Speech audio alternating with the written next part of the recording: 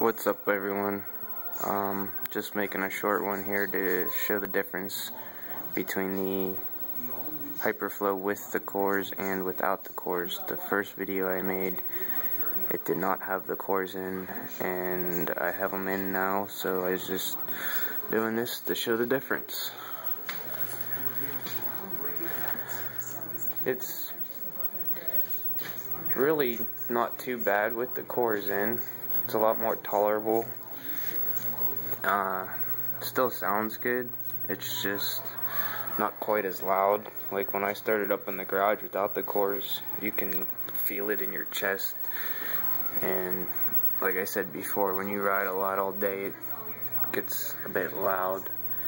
And it brings a little bit of attention that you don't necessarily want sometimes, especially if you want to play around. It makes it sound like you're going a lot faster than you really are. So with the cores in, which I like about, the systems, that you can take those in and out, you can have a little bit more fun without bringing so much attention to yourself. I don't know if you could see them or not. There they are. I should have made it with show you what they look like with them out, but I didn't do it. But it restricts it, puts a little bit more compression on it, I guess. So when you have them out, this whole opening is open. Is the difference with and without the cores. I'll fire up so you can hear it.